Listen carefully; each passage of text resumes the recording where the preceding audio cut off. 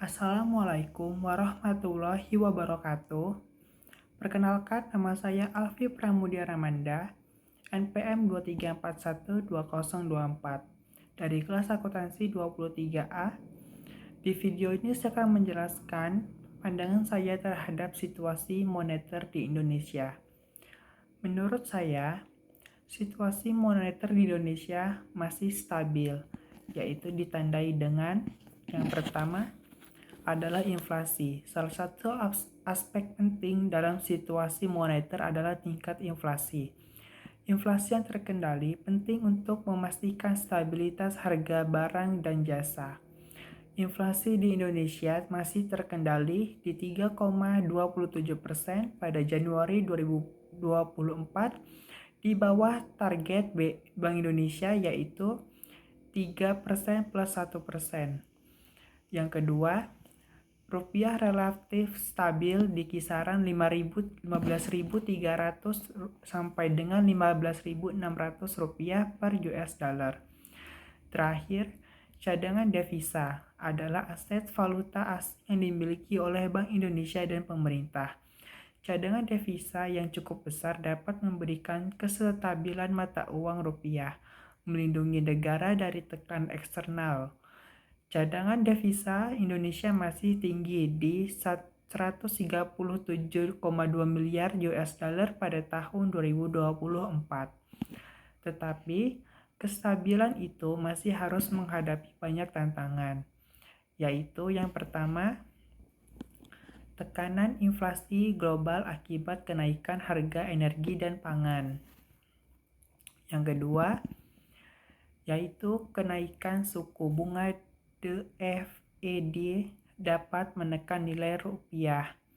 Yang terakhir adalah ketidakpastian ekonomi global akibat perang Rusia dan Ukraina.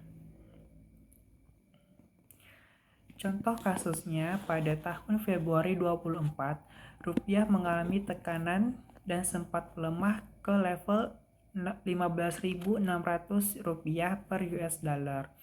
Hal ini dipicu oleh kenaikan suku bunga The Fed dan ketidakpastian ekonomi global. Penjelasannya, situasi moneter di Indonesia dapat dipengaruhi oleh faktor-faktor internal dan eksternal. Faktor internal meliputi kebijakan moneter, kebijakan fiskal, kesehatan sektor perbankan, dan stabilitas politik. Faktor eksternal meliputi fluktuasi harga komoditas global, perubahan suku bunga global, dan ketidakpastian ekonomi global. Bank Indonesia memiliki peran kunci dalam mengelola situasi moneter. Mereka menggunakan instrumen kebijakan moneter seperti suku bunga acuan, operasi pasar terbuka, dan interferensi valuta asing untuk menjaga stabilitas harga, pertumbuhan ekonomi yang berkelanjutan, dan sistem kekeluargaan, dan stabilitas sistem keuangan. Dan kesimpulan yang dapat saya ambil adalah situasi moneter di Indonesia relatif stabil, namun perlu waspada terhadap tantangan global.